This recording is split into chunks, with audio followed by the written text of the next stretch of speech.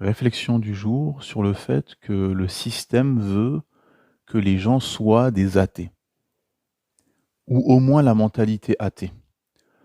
Pourquoi? Parce qu'un athée est quelqu'un qui suit ses passions, est quelqu'un qui n'a pas de règles, est quelqu'un qui est un très bon consommateur, parce qu'il a que ça à faire, consommer, et il consomme tout, parce qu'il n'est pas dans le licite, l'illicite, dans le halal, dans le haram, dans la morale, etc.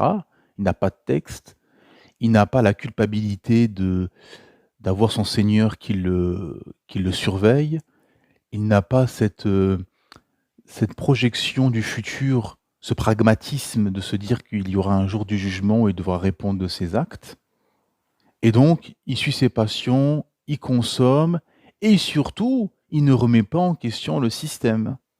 En effet, parce que le système lui permet d'assouvir ses passions, de suivre, tout ce qui lui passe par la tête, d'assouvir tous ses désirs ou ses déviances et donc il ne remettra jamais en question le système et il ne pensera jamais à une alternative au système, à une autre à comment dire? À un autre modèle de société.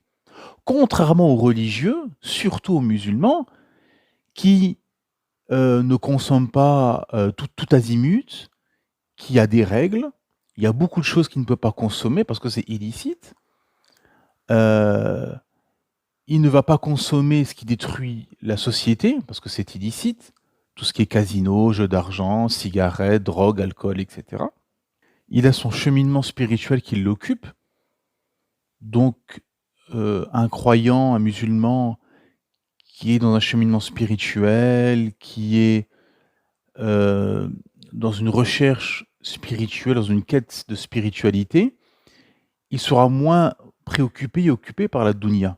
Il va moins consommer et surtout, il remet en question le système parce qu'il a la parole du créateur. Donc la parole des créatures ne vaut plus rien à côté de la parole du créateur et lui, il a un autre modèle de société, une alternative à ce système des hommes qui est le système islamique, qui est la loi d'Allah subhanahu wa ta'ala, qui a régi tout un empire, qui s'est étalé sur une mosaïque de peuplades et de contrées. Et donc bien évidemment dans la balance, le système préfère un athée consommateur sans règles, sans autre modèle de société, plutôt qu'un musulman qui ne consomme pas, qui suit pas la matrice et qui a un autre modèle de société.